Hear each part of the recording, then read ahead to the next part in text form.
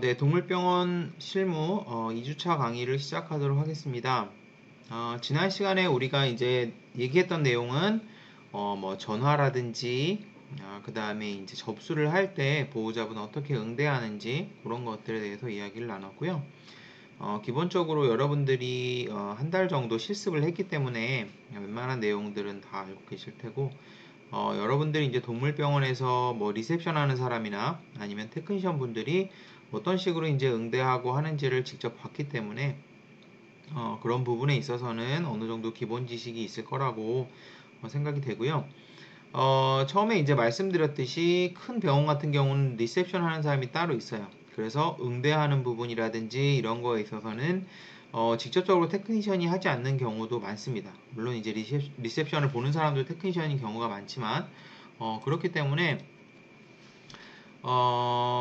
뭐 일단은 여러분들이 이걸 배우고 가더라도 이런 업무를 하지 않는 경우도 많아요. 그거는 이제 병원의 크기에 따라서 이제 달라지는 부분이고, 다만 이번 시간에 할 거는 이제 실제 진료실에서 지난번에는 전화, 그 다음에 대기할 때 그런 것들에 대해서 이야기를 했다면 이번에는 실제로 진료실에서 어떤 식으로 이제 응대를 해야 되는지 그런 내용이 나오기 때문에 이거는 테크니션이 반드시 해야 되는 업무 중에 하나죠. 일단 이제 진료실에 와서 뭐 수의사가 있고 동물이 있고 그다음 보호자분이 계시는데 거기서 뭐 보정이라든지 이런 거 어떻게 해야 되는지부터 그다음에 어떤 식으로 응대를 해야 되는지 그런 것들이 이제 나와 있는데 보정이나 아니면 동물을 다루는 법은 아마 내과 시간이나 이런 데서 아마 앞전에서 배우셨을 거고 또 기본적으로 여러분들이 이제 하실 줄 아실 거예요. 그런 부분이 있고 요거는 이제 응대 쪽에 아마 초점을 맞춰서 말씀을 드릴 것 같습니다. 일단은 진료에 들어가기 전에 진료 이전에 준비해야 될 사항은 당연히 뭐 예약 순서라든지 그런 것들이 맞는지 먼저 확인을 해봐야 되고 수의사에게 얘기를 해줘야 될 것 중에 제일 중요한 거는 뭐죠? 주호소죠. 그래서 주호소라는 것은 지난 시간에 말씀을 드렸듯이 병원에 왜 왔는지 가장 중요하게 호소하는 부분. 그래서 뭐 배가 아프다면 뭐 설사를 한다, 뭐 구토를 한다, 뭐 아니면은 뭐 숨쉬기가 어렵다 이런 것들이 이제 주호소가 될 수 있고 그 외에 뭐 다양하게 이야기하는 것들은 사실 어떻게 보면은 좀 잡다한 것이죠. 잡다한 것이고 결국 병원에 왔을 때 주호소가 해결이 돼야지 보호자가 만족을 하고 돌아간다고 말씀을 드렸고 아플 때나 안 아플 때나 이제 주호소가 다를 수 있는데 보통 아플 때는 뭐 백신을 맞으러 왔거나 아니면은 뭐 사상충을 하러 왔거나 그럴 때는 뭐 백신이나 사상충이 주호소가 될 테고 아플 때는 아픈 부위 중에서 가장 뭐 심각하거나 아니면 보호자를 이제 가장 귀찮게 하는 부분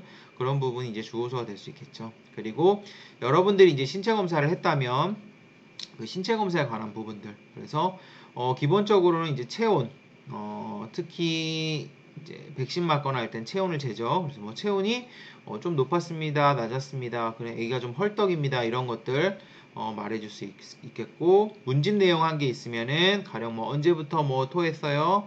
뭐 토사물이 어땠나요? 설사도 같이 했나요? 이런 것들 물어봤으면은 만약에 구토가 주호소라고 하면 그런 것들에 대해서 이제 수의사 선생님에게 이야기를 해줄 수 있죠.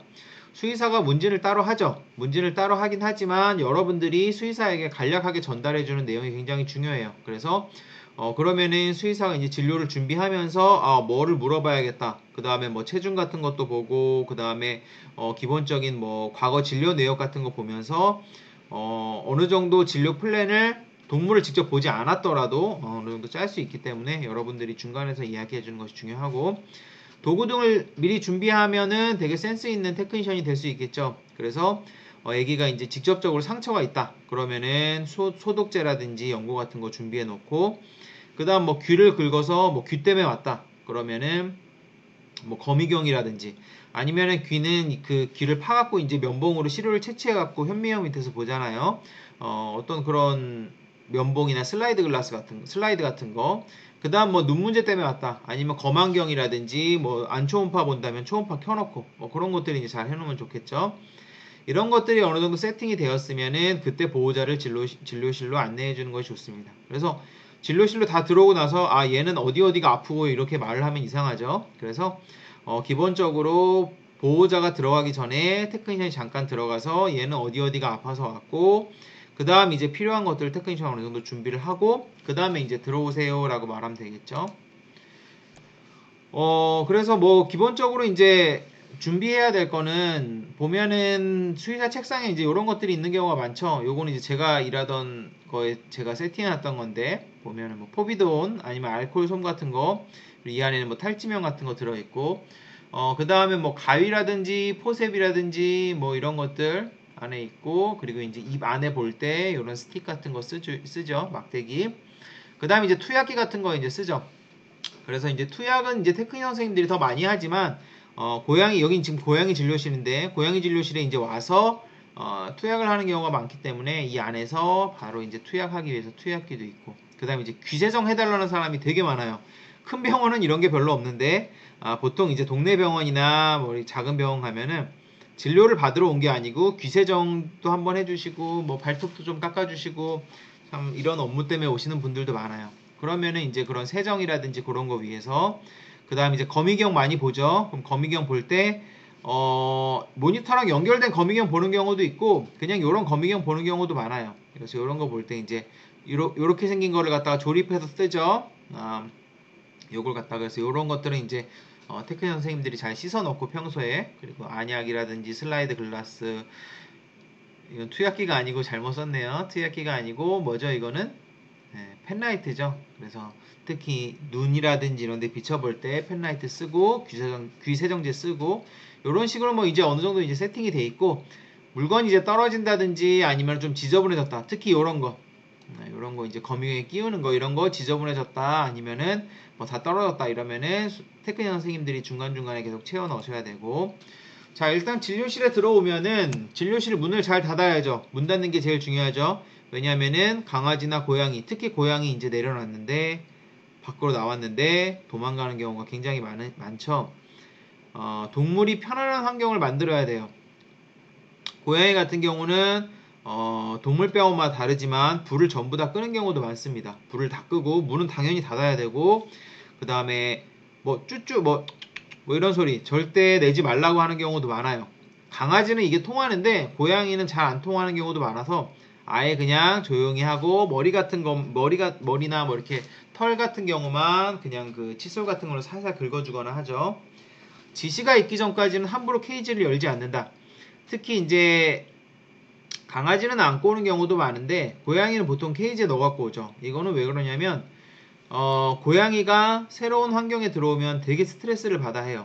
그러니까 수의사 입장에서는 고양이가 좀 내 목소리도 듣고, 그 다음에 약간 진료실 환경이나 이런 냄새라든지 분위기에 조금 익숙해질 때까지는, 고양이를 이제 스트레스 안 받게 하기 위해서는 일단은 케이지를 열지 않고, 이거는 수의사마다 다르지만 일단은 보호자한테 문진을 해요. 어디가 아파서 왔는지, 언제부터 그랬는지, 고양이 뭐 최근에 뭐 이상한 건 없었는지 문진부터 하고 나서 그 다음에 이제 케이지를 열기 때문에, 일단 고양이든 강아지든 들어왔다고 케이지 함부로 열고 동물 여기 있습니다 라고 하면은 안 되죠, 테크니션이.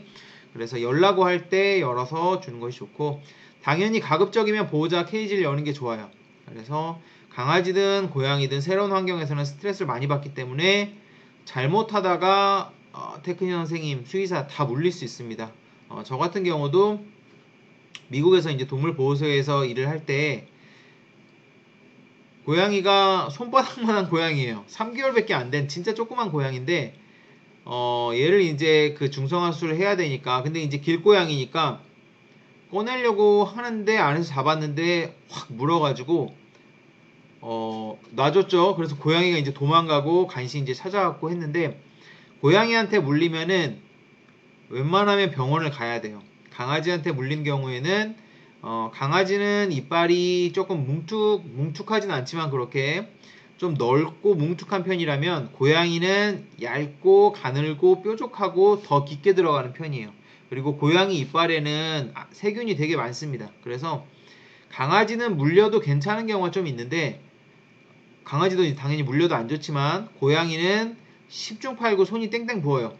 그래서 저 같은 경우는 이제 손이 있으면은 여기에 물렸는데, 진짜 조그만 고양이한테 물렸는데 여기까지 빨갛게 돼서 부었어요. 그래서 병원에 가서 항생제를 결국 먹었는데, 여러분들도 물리면 보통은 이제 항생제를 먹어야 됩니다.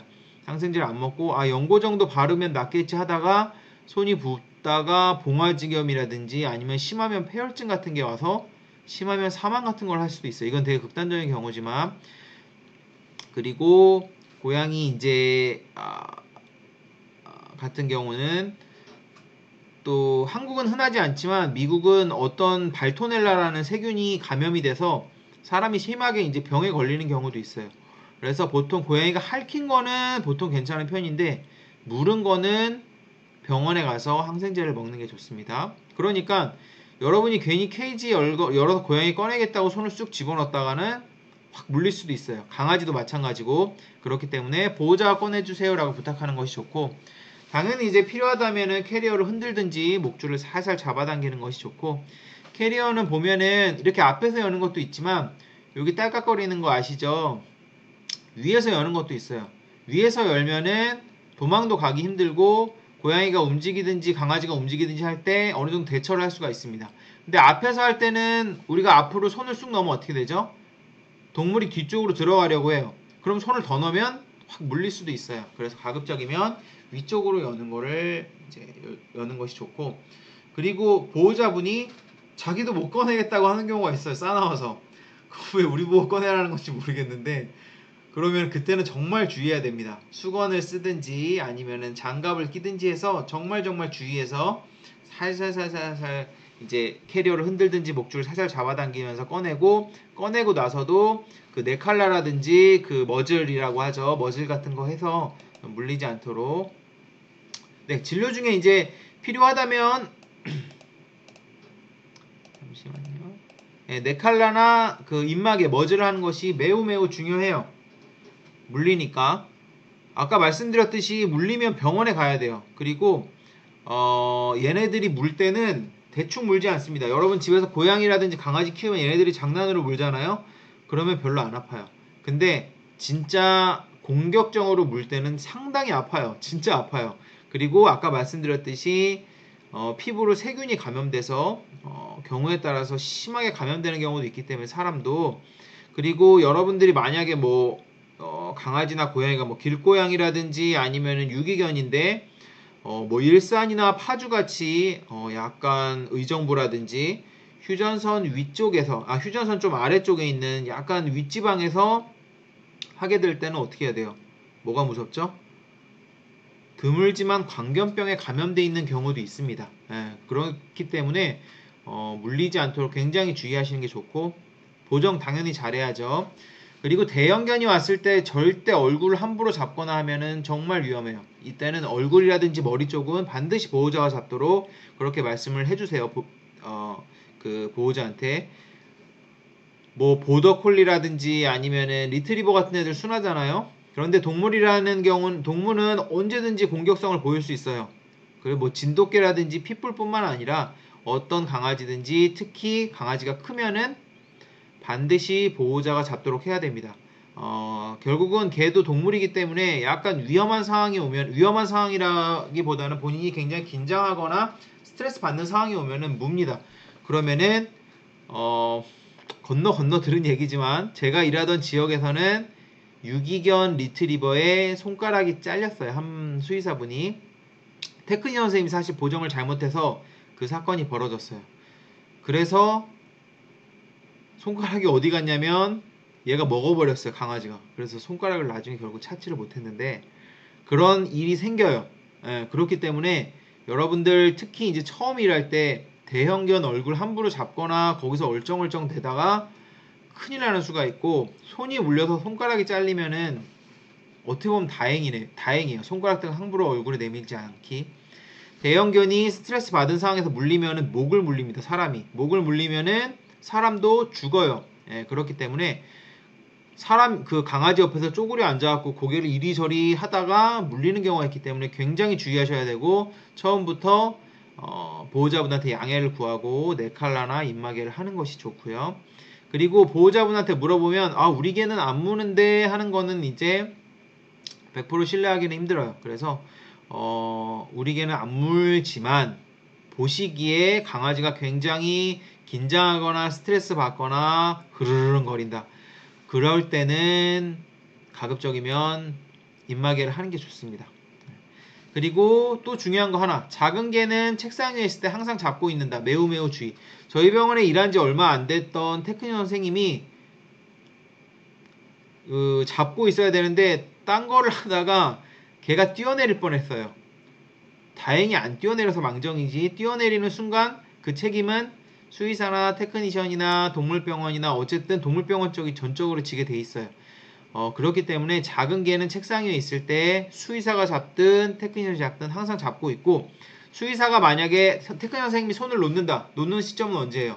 수의사가 옮겨서 잡은 시점에서 손을 놔야지. 아니면 보호자나 그냥 확 놔버리면 개가 그냥 뛰어내립니다.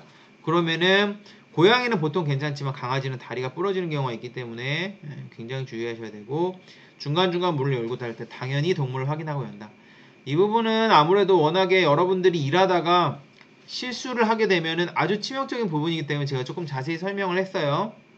굉장히 주의하셔야 되는 부분이고, 진료를 하고 나서는 당연히 진료대를 한번 쫙 닦죠. 그리고 케이지에서 보호자가 꺼냈기 때문에 넣는 것도 보호자가 직접 하는 게 좋고, 케이지가 잘 닫혔는지 한 번 정도 보는 게 좋고요. 진료가 끝나고 나면은 이거 대충 하시는 분들 많은데 꼭 손을 씻어야 돼요. 곰팡이성 질병은 사람한테 전염됩니다. 또한 여러분들이 이제 집에서 개를 키울 경우 전염될 수도 있고요. 또 진료가 계속 이어지는데 다음 개한테 옮을 수도 있죠. 그러면은 이것도 동물병원 책임이에요. 그렇기 때문에 진료가 끝나고 나서는 특히 이제 피부병이라든지 아니면 애기가 뭐 기침을 했다든지 설사를 했다든지 이렇게 약간 전염성이 있다. 이런 경우에는 반드시 손을 씻는 것이 좋고, 뭐 당뇨병이 있든지 애기가 암이 있든지 이런 경우는 전염은 안 되죠. 그렇더라도 혹시 모르니까 항상 손 씻는 게 좋고요. 당연히 이제 진료를 하고 나서 감염성 폐기물이라든지 주사기가 나오면은 이런 것들은 제대로 안 치우면 어떻게 되죠? 감염이 될 수도 있고, 주사기는 다른 보호자, 다음 보호자나 아니면은 수의사가 손을 다칠 수도 있어요. 다른 테크니션 선생님이 손을 다칠 수도 있고, 그렇기 때문에 굉장히 주의하셔야 됩니다. 자, 보호자 이제 응대하는 부분. 자, 진료실에서 이제 진료가 다 끝났어요. 그러면은 돈을 받고 다음 진료를 이제 예약을 하게 되죠. 보통 이제 검사가 있으면 검사를 하면 되고, 입원이 있으면 입원 절차를 밟으면 되지만, 대부분의 경우는 진료가 끝나면 집에 가죠. 그래서 수납할 때는 테크니션 선생님들이 해주셔야 되는 부분은, 첫 번째로 대부분 약을 수의사가 처방은 하지만 조제는 테크니션 선생님들이 하시죠. 그래서 약 복용 방법에 대해서 이제 설명을 하게 되죠. 그래서 대신에 처방하는 부분이나 약 먹는 부분이나 이런 부분들은 여러분들이 이제 잘못해서 섣불리 대답을 하지 않는 게 좋아요. 그래서 뭐 약에 대해서 좀 물어보는 경우가 있어요. 물어보는 경우가 있고, 보호자분들이 또 뭐 수의사 또 만나려면 약간 심적으로 좀 불편하니까 편한 여러분들한테 이야기하는 경우가 있는데, 복용하는 부분이라든지 아니면은 원장님이랑 같이 진료를 들어갔으니까 수의사랑 그 부분에 대해서는 뭐 다시 설명하는 건 괜찮은데, 여러분이 어떤 좀 확인되지 않은 부분에 대해서 함부로 약에 대해서 이야기를 하면 안 돼요. 그래서 나중에 이거 이렇다고 했잖아요 라고 문제가 생기면은 그거는 이제 조금 나중에 큰일 날 수도 있으니까, 그래서 확인이나 지시된 사항에 대해서만 설명을 드릴 수가 있고, 혹시 그 외에 궁금한 점이 있는 부분에 대해서는 여러분들이 그럼 추리사 선생님한테 한번 물어볼게요 라고 물어보고 전달해 주셔도 되고요. 수납 전에 처방한 약을 보호자께 드리면서 복용 방법에 대해서 설명을 드린다. 당연히 이거는 뭐 물약, 가루약인 경우도 있고 물약인 경우도 있죠. 그리고 뭐 어떤 약 같은 경우는 식전이 있고 식후가 있고 그렇기 때문에 복용 방법 설명드리고, 약을 평소에 먹이시던 분들은 관계가 없지만 처음 먹여보시는 분들은 기본적으로 설명드려야 돼요. 그래서 주사기에 보통 이제 가루약으로 타죠. 많이 보셨죠? 그래서 주사기 이제 딸기 시럽 같은 거 이제 들어있으면은 거기다가 이제 가루에다가 물 타서 입 옆쪽으로 이제 흘려주세요. 그렇게 할 수도 있고, 그냥 가루인 경우에는 뭐 꿀이랑 섞어갖고 뭐 반죽처럼 만들어서 입에 그냥 발라주세요. 이렇게 하는 경우도 있고, 그 다음에 고양이 같은 경우는 투약기를 많이 쓰죠. 그래서 그거에 대해서 이제 설명해드리거나 보여드리거나, 약이라는 게 그리고 귀약도 있고 눈약도 있죠. 이런 식으로 그 국소적으로 적용되는 약들도 있어요. 그래서 특히 눈약 같은 경우는 이제 한 방울씩 이렇게 떨어뜨리는 거 보여주셔도 되고, 귀약 같은 경우도 마찬가지. 수납 내역 이제 설명할 때는 뭐 이거는 내역을 그냥 기본적으로 설명해 주시면 좋아요. 오늘 총 얼마 나왔고 어떤 항목 있습니다. 그래서 명세서랑 영수증이랑 같이 보여드리면서 상세 내용 설명해 주시는 게 좋고, 돈에 대해서 얘기하는 거에 대해서 이제 약간 많은 사람들이 보호자분들도 그렇고 좀 점잖지 않다고 생각하는 부분도 있지만 가장 신경 쓰는 부분이죠. 그래서 뭐 좀 이상하면은 항상 질문이 들어와요. 그래서 이런 부분에 대해서 사전에 설명드려도 되고, 요새는 그 계좌번호로 이제 입금시키는 경우가 많죠. 그래서 이런 경우에는 문자를 통해서 계좌번호 전송해 드리든지 적어 드리든지. 자, 수납 뭐 태도는 당연히 이제 돈이나 카드 받을 때는 두 손으로 정중하게 받는 것이 좋고, 뭐 할부 여부 같은 것들 물어볼 수 있고요. 카드 결제의 경우 카드 긁고 서명하고 당연한 거고, 현금 드릴 때는 지폐를 얼굴에 맞추어 정갈하게 두 손으로 드린다. 뭐 이거는 그냥 서비스적인 부분이니까 여러분들이 잘 들으시면 되고, 잘 그냥 걸러서 들으시면 되고. 자, 다음 진료 예약을 이제 할 때 중요한 거는 대부분은 재진이 잡히죠. 그래서 뭐 심지어 그냥 하다못해 백신이라고 하더라도 다음 진료가 잡히는 편이에요. 뭐 3주 있다 4주 있다 오시고, 수납이 완료되고 보호자의 지갑 정리가 끝나면 다음 진료 날짜에 대해 말씀드리고 시간 예약을 잡도록 한다. 그래서 뭐 일주일 있다가 재진이신데 처음에는 뭐죠? 예약을 잡아드릴까요? 부터 물어보죠. 예약을 주세요 하면은 예약을 잡아드리면 되고, 애매하다고 안 잡고 가시는 분들이 많죠.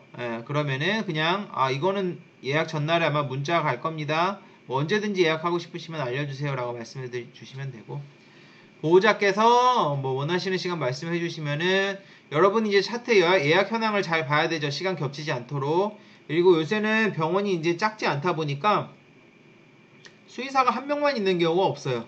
수의사가 뭐 4명, 5명부터 시작해서 뭐 10명, 20명 되는 경우도 많다 보니까, 그러면은 원하는 수의사가 있고 이번에 진료본 수의사가 있기 때문에 그 수의사별로 차트 현황이 다 다르죠. 그걸 이제 체크를 해주는 것이 좋고, 뭐 이런 빨간 글씨는 한번 쭉 읽어보세요.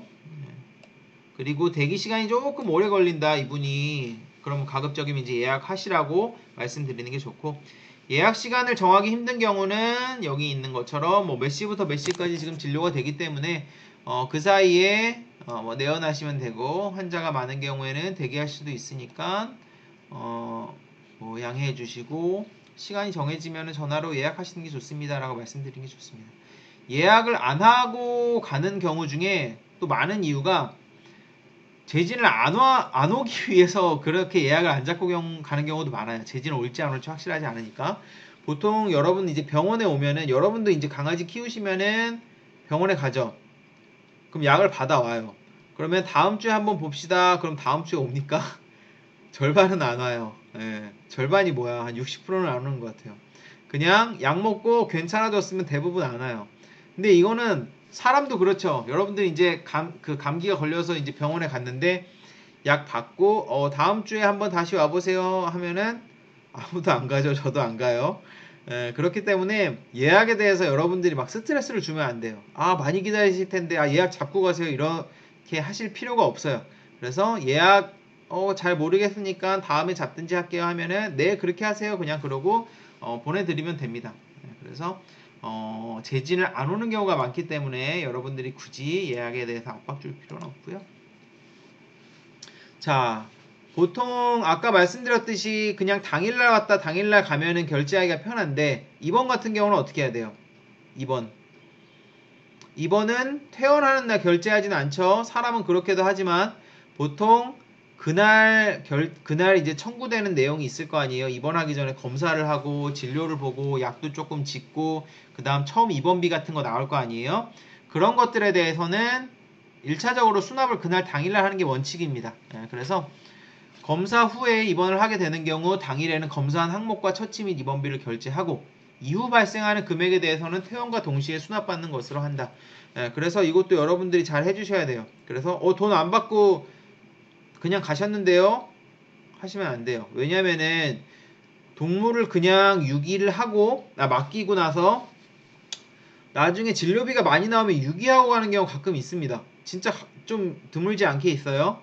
그렇기 때문에 그 직접적으로 유기하지 않더라도 막 그 차일피일 그 데리러 오는 시간을 막 미루면서 안 오는 경우가 있어요. 그렇기 때문에 기본적으로 그날 발생된 거에 대해서는 그날 결제를 하고, 입원이 길어지게 되면은 중간에 계속 보러 오실 거 아니에요? 그러면은 중간중간에 한 번씩 좀 결제를 해달라고 말씀을 해주셔야 돼요. 수납이 완료된 후에 반려동물을 퇴원 조치해야 되고요. 당연히 그냥 돈도 안 받고 반려동물을 보내면 안 돼요. 수납은 반려동물이 병원에서 나가기 전에 반드시 완료가 되어야 합니다. 당일의 진료비와 미용비는, 그러니까 당일 왔다 가는 애들은 당연히 당일 수납이 원칙이고요. 불가피하게 미수를 하게 되면은 정중하게 수납에 대해 안내한다. 보호자님 정말 죄송합니다만 저희는 당일 수납이 원칙입니다. 혹시 오늘 입금 가능하실까요? 그리고 기본적으로 수술할 때, 그러니까 스케일링 같은 거 할 때 맡겨놓고 가잖아요. 그때도 비용을 보통은 다 받고 보내는 편입니다. 그렇기 때문에 수납은 여러분들이 수납을 잘못하면은 테크니션으로 일하면서 신뢰를 순식간에 잃어요. 그러니까 막 보정을 잘 못하거나 이런 거는 배우면 되는데, 수납은 돈 문제이기 때문에 정말 순식간에 신뢰를 잃을 수 있습니다. 그렇기 때문에 이런 것들은 좀 원칙을 잘 지켜서 여러분들이 해주셔야 되고, 장부에 뭐 미수 표시하고 입금 예정이라든지 이런 것들을 해주시고, 그 병원마다 다르지만 어떤 병원은 수납이 잘 안 되고 이러면은 바로 내용 증명 보내고 바로 그 소송 절차를 밟는 경우가 있어요. 그렇기 때문에 미수금 생기지 않도록 여러분들이 이제 중간에서 빨리빨리 받는 게 좋고, 보통 이제 미수금이 입금 예정일에 수납이 안 되면 1차 통보는 문자로 하고 2차 통보는 이제 보통 전화로 하게 되고, 전화 통보 후에도 입금이 안 되면 원장님에 따라 조치 방향이 다르다 그랬죠. 어떤 분은 바로 내용 증명 들어가기입니다. 그러니까 이거는 병원마다 다르니까 중요한 건 여러분들이 빨리 보고를 해주시는 게 좋아요. 자, 마지막은 아니고 배웅을 이제 해야겠죠. 수납이 끝나고 나면 고객과 반려동물을 배웅한다. 안녕히 가세요 라고 이제 하면 되는 거죠. 동물한테도 이제 인사도 해주고.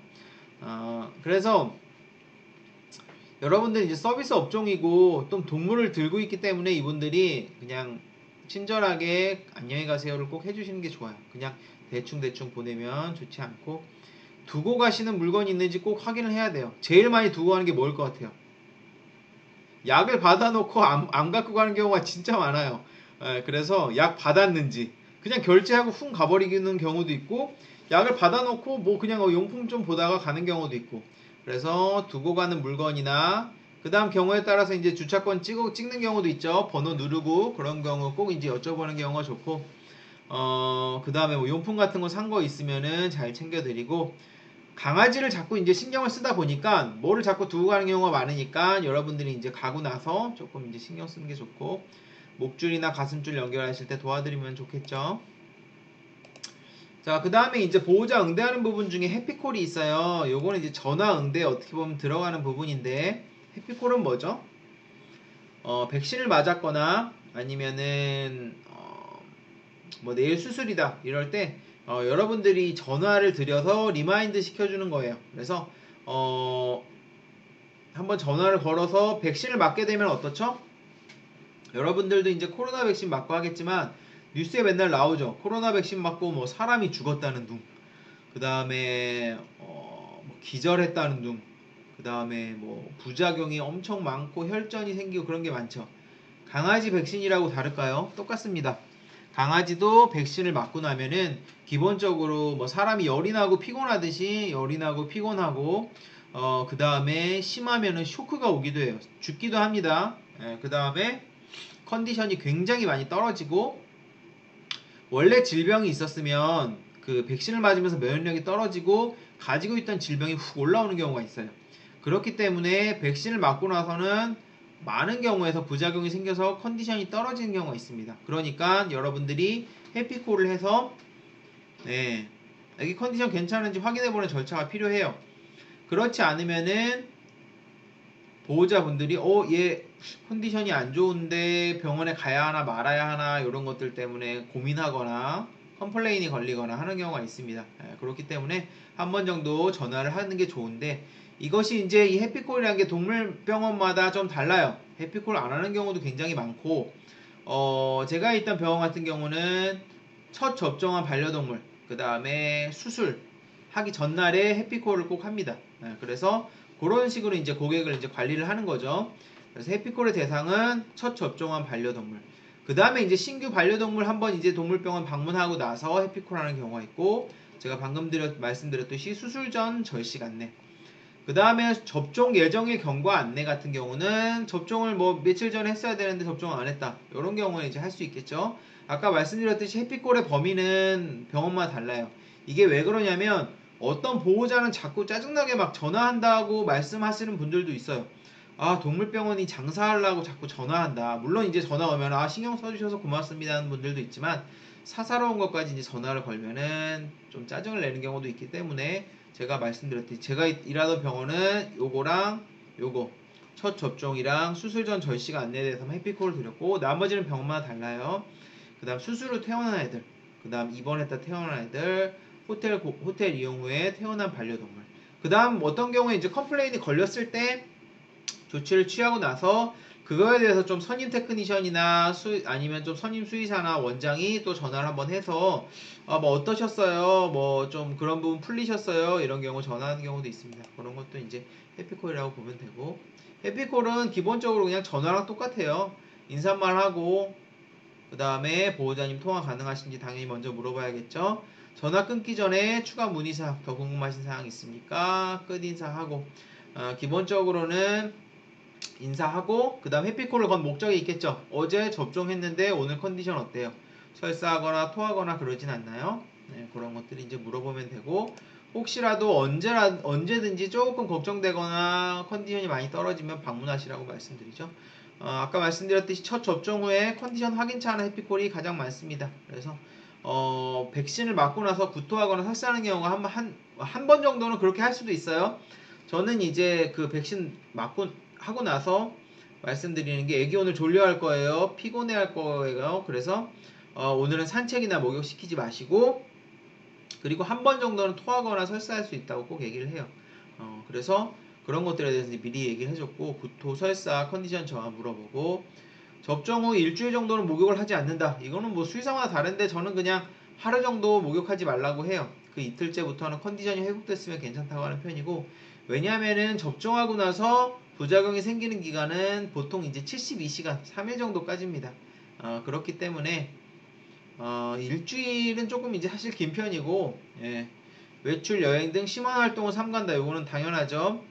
그리고 반려동물을 들어올리거나 등 쪽을 쓰다듬으면 통증을 호소할 수 있다. 맞은 부위에 좀 아파하는 경우가 있고, 이렇게 붓는 경우도 가끔 있어요. 그래서 몽우리가 지는 경우도 있기 때문에 조금 아파할 수 있습니다. 꼭 미리 말씀드려주는 것이 좋고, 실제 해피콜은 뭐 안녕하세요, 뭐 동물병원 누구입니다, 보호자님 통화 가능하세요, 어제 예방접종을 하고 튼튼이가 예방접종하고 왔는데 지금 컨디션 어떤지 해서 전화드렸어요. 접종 후에 하루나 이틀 정도는 기운이 없이 잠만 자는 경우도 있어요. 특별히 문제가 있어서 그런 것은 아니니 다시 괜찮으실 거예요. 만일 괜찮지 않다면 병원으로 전화를 주시거나 대원해주세요. 궁금하신 사항 있으십니까? 있으시면 언제든지 연락주세요. 감사합니다. 동물병원 누구누구입니다. 요새는 그 전화가 아니더라도, 전화는 이제 불편해하시는 보호자분들도 있는데 카톡으로 응대하는 경우가 많아요. 그래서 카톡 서비스가 되기 때문에 동물병원 카톡으로 연락 달라고, 그렇게 할 수도 있겠죠. 전화가 와가지고. 절식 안내 해피콜은 백신 다음으로 많아요. 이거는 진짜 중요해요. 여러분이 절식 안내 해피콜 깜빡하면은 다음날 수술 스케줄 완전히 꼬입니다. 그래서 물론 이제 절식 안내 해피콜을 안 하더라도 대부분은 이제 수술이 있는 거 기억하시고, 많은 보호자분들께서 절식을 시키지만, 경우에 따라서 전화하는 거 깜빡했는데 이분이 절식도 안 했다. 그럼 다음날 수술을 못 해요. 수술하다 사고 날 수도 있기 때문에. 그래서 대상자는 수술 예약 환자, 건강검진 예약 환자. 수술 예약 환자 같은 경우는 마취를 하게 되면은 잘못하면 이제 문제가 생길 수 있죠. 마취를 하다가, 이거는 제가 이제 외과 시간에 지금 얘기를 했던 것 같은데, 지난번에 똑같이 2학년 대상으로 똑같은 부분이죠. 그래서 마취를 하다가 음식이 이제 확 기도로 넘어오게 되면 사망하는 경우가 있고, 건강검진 같은 경우는 초음파 같은 거 볼 때. 그래서 절식 안내 해피콜 당연히 잘 해주셔야 됩니다. 그래서 이거는 내가 한 느낌이 있는데, 그래서 외과 소동물 외과 간호 때 이 얘기 다 한 것 같아요. 예, 그래서 저희 시간에 해피콜 중요하기 때문에 여러분들께서 꼭 챙겨주시면 되고, 자, 감염성 환자. 자, 이제 보호자 그 동물에 대해서 뭐 여러분들이 이제 응대하고 이것저것 하고 하는 데 있어서 일반적으로 뭐 동물이 아프든지 아니면 아프진 않고 그냥 백신이나 맞으러 왔든지 뭐 다 비슷해요. 그래서 그냥 뭐 여러분들이 응대하고 수의사가 치료하고 뭐 검사하고 수납하고 집에 보내면 되는데, 자, 감염성 환자라든지 이런 식으로 좀 문제를 일으킬 수 있는 환자는 여러분들이 어떻게 해야 돼요? 초반부터 격리를 시켜야 됩니다. 그래서 주호소에 대해서 배울 때 얘기를 했을 거예요. 여러분들이 이제 주호소를 파악을 할 때 감염성이 있는 거에 대해서 꼭 파악을 해야 됩니다. 감염성이라든지 응급성 있는 거에 대해서. 그래서 얘가 감염성이 있을 것 같다. 특히 어떤 거 설사라든지 뭐 피설사를 해요. 아니면은 구토를 해요. 이런 식으로 좀 소화기 문제가 있을 때는 우리가 뭐 파보장염이라든지 아니면 코로나 장염이라든지 이런 것들이 이제 의심할 수 있겠죠. 그럴 때 아기가 출처를 모르는 강아지라든지 고양이, 뭐 길고양이라든지 아니면은 유기견이라든지 아니면은 어린 강아지 같이 우리가 백신 정보가 없는 경우 아니면 백신을 하지 않은 경우에는 반드시 감염성에 대해서 고려를 해야 됩니다. 그래서 이 부분에 대해서는 수의사나 선임 테크니션 선생님에게 한 번 정도 확인을 하는 게 좋아요. 그래서 애초에 격리 장소 자체를 다르게 받는 게 가장 추천이 되고요. 자, 일단은 전염병이 퍼지게 되면은 병원에 치명적입니다. 테크니션이 1차적으로 걸러내야 돼요. 굉장히 중요한 부분이고, 치명적인 경우 수준이 아니라 그냥 병원이 문을 닫는다고 보시면 돼요. 잘못하면. 그래서 제가 일하던 병원은 1층이 유기동물 보호소였는데 파보가 한번 퍼졌어요. 거기서. 그런데 뭐 유기동물 보호소니까 파보가 퍼질 수도 있는데 2층이 일반 진료를 또 보기 때문에 굉장히 이제 문제가 많이 됐죠. 그래서 이것 때문에 동물병원이 엄청나게 큰 곤욕을 한번 치렀던 적이 있습니다. 그래서 전염병이 퍼지게 되면은 병원에 치명적이고, 그래서 이거를 테크니션 선생님 반드시 1차적으로 걸러내야 됩니다. 자, 그래서 얘가 전염병일 수도 있겠다 싶을 때는 대부분 동물병원에는 웬만큼 규모가 있는 동물병원은 격리 입원실이 따로 있어요. 아주 작은 병원은 그래서 아예 받지 않는 경우가 있어요. 그래서 여러분들이 되게 조그만 동물병원에서 일한다. 그러면은 이건 원장 선생님한테 물어봐야 돼요. 얘 감염성일 수도 있겠는데요. 그럼 원장 선생님이 뭐라고 하겠어요? 받지 마세요. 아니면 본인이 직접 전화를 걸어서 우리 병원은 지금 격리 입원실이 돼 있지 않고 감염성일 확률이 있으니까 다른 병원으로 가세요라고 말씀을 드립니다. 그리고 전화뿐만 아니라 접수를 하는 과정에서도 여러분들이 걸려내셔야 되고, 규모가 조금 있으면은 격리 입원실로 안내를 해줘야 돼요. 그래서 다른 강아지들이랑 대기실이라든지 그런 것들을 같이 쓰게 하면 안 됩니다.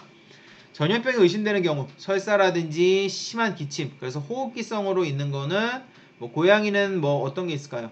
허피스 같은 거, 강아지는 캔넬코프 같은 거, 그런 경우에는 격리 입원실로 안내를 해드립니다. 이런 것들은 어떻게 걸러야 되죠? 증상이나 백신 여부로 여러분들이 확인을 해야 되고, 자, 애초에 내원할 때부터 전화를 하든지 아니면은 보호자 이제 접수실에서 응대할 때부터 격리 입원실로 가도록 해야 돼요. 그래서 제가 있던 병원은 2층이 일반 진료를 보고 1층이 격리 입원실이 있었어요. 그래서 1층에서 대기하고 올라오지 마세요라고 꼭 말씀을 드려요. 그래서 뭐 캐리어 위에 신문지를 깐다든지 이런 식으로 좀 격리가 좀 어쨌든 잘 퍼지지 않도록 잘 해주셔야 되고, 격리 입원이 필요한 경우는 제일 무서운 게 바로 파보예요. 파보장염. 파보는 피설사를 하면서 걔가 절반 정도에서 한 80% 정도는 심한 탈수를 보이다가 죽어요. 여러분들 보셨는지 모르겠어요. 배우긴 했을 거예요. 여러분들도. 그런데 여러분들이 실습하면서 파보를 봤는지는 모르겠어요. 이 파보장염이 개에서는 보통 파보장염이라 부르고 고양이에서는 이거를 고양이 파보라고도 부르는데, 범백 들어봤죠? 범백혈구 감소증이라 그래서 고양이 범백이라 불러요. 그래서 개든 고양이든 피설사, 구토, 식욕부진 이런 게 보이고 아기가 백신을 안 맞았어요 하면은 이런 것들을 의심을 해야 됩니다.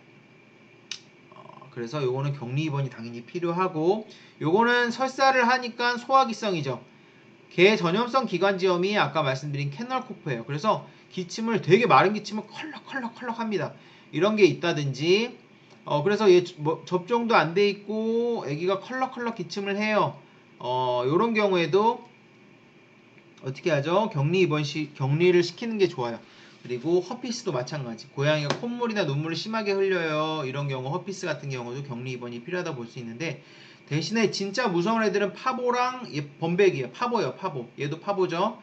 파보가 진짜 무섭고 나머지 두 개는 격리를 안 하는 경우도 있습니다. 제가 있던 병원 같은 경우는 얘랑 얘는 격리를 하진 않았어요. 그리고 제가 여기 안 쓴 것 같은데, 격리 입원이 필요한 것 중에 또 중요한 게 뭐냐면은 개홍역, 디스템퍼라고도 불러요. 특히 나이 어린 개에서 접종을 안 한 개에서 심하게 기침하거나 막 신경 증상, 막 여기가 비틀비틀거리거나 심하게 설사 보이면은 홍역인 경우도 있어요. 제가 일하던 지방에서는 이 개홍역이 엄청나게 드물어서 딱 한 건 봤어요. 딱 한 건 봤는데, 조금 윗지방으로 올라가면은 서울이나 수도권 쪽에는 이 홍역이 좀 있어요. 그래서 여러분들이 약간 나이가 어린 애가 기침을 심하게 한다든지 콧물을 막 흘린다든지 아니면 설사 심하게 한다든지 이럴 때는 홍역도 의심을 해야 되고, 꼭 수의사나 선임 테크니션에게 얘기를 해서 격리 입원이 필요한지 여부를 물어보는 게 좋습니다. 격리 입원실 없는 경우 아까 뭐랬죠? 수의사에게 반드시 얘기를 해줘야 돼요. 그래야지 수의사가 돌려보내든지 아니면은 어떤 병원 가라고 얘기를 해주든지 그렇게 할 수 있기 때문에 반드시 얘기를 해줘야 합니다. 격리 입원실 내에서는 어떻게 해야 되죠? 여러분들이 드나들 때는 전용 옷, 장갑, 부츠가 그다음 뭐 신발 소독도 해야 되고 문도 조심히 열어 놔야 돼요. 그래서 원래는 격리 입원실 안에 이제 음압 설정이 돼 있어요. 그 세균이 이제 함부로 밖으로 나가지 못하도록. 그것까지 돼 있는 병원은 별로 없을 거예요. 예, 그래서 어쨌든 여러분들이 중요한 거는 안에 있는 것들이 밖에 나가지 않도록 주의를 굉장히 해야 돼요. 밖에 있는 것들이 안으로 들어올 수는 있어요. 근데 안에 있는 것들이 밖에 나가면 안 되고, 그러면 사람이 들어갈 때 어떻게 해야 되죠? 격리 입원실로 들어가서 균을 묻히죠. 균 묻혀서 나오고 사람이 막 돌아다니면서 전파시킨단 말이죠. 그렇기 때문에 반드시 전용 옷, 장갑, 부츠 같은 거 신발 소독하고 내부의 용품이 절대로 밖으로 나가면 안 됩니다. 격리실에는 보통 전용 용품이 따로 있어요. 입원실을 나올 때는 반드시 신발을 소독하고 보통은 이제 전용 부츠가 있어요. 근데 부츠가 없는 경우에는 그 락스를 묻힌 보통 수건 같은 거에다 신발 소독하고 당연히 손도 깨끗이 씻어야 되고, 자, 동물이 이제 집에 갔어요. 태어나고 나서 패드라든지 감염성 폐기물 같은 것들 그 주황색 봉지 있죠? 거기에 잘 넣어서 처리를 하고 천장이나 벽이나 바닥 이런 것들 락스로 보통 굉장히 잘 닦습니다. 보통은 락스로 닦는 이유가 제가 아까 무서운 게 뭐라 그랬죠? 파보, 범백 얘네들은 알코올로 안 돼요. 그리고 디스템퍼까지 그 홍역까지 락스만 보통 효과가 있는 경우가 많기 때문에 대부분은 락스로 닦습니다. 그래서 냄새가 엄청 독해요. 격리 입원실은 퇴원하고 나면. 그리고 처음에 이제 얘를 걸러내지 못하고 얘가 진료대까지 올라갔다. 그때는 저희 병원 같은 경우는 문을 닫고 그 안에 락스로 소독해요. 냄새가 장난이 아니죠. 그리고 그 진료실은 하루 동안 못 써요. 그런 식으로까지 했어요. 진료실 이제 그런 식으로 하나는 이제 포기하면서. 그래서 만약에 진료대에 올라가거나 하지 않도록 가급적이면은 격리입원실로 무조건 안내를 하고, 만약에 그 타이밍을 놓쳤는데 대기실을 같이 썼다거나 한다 그러면은 나중에 이제 보호자분들 가시거나 대기실도 다 청소를 하고, 그리고 무엇보다도 케이지를 열기 전에 파악을 해서 동물이 나와서 진료대라든지 바닥이라든지 이런 데 닿지 않도록 하는 것이 굉장히 좋습니다. 굉장히 중요합니다. 네, 잠깐 쉬었다 하도록 할게요. 잠깐 쉬었다 하겠습니다.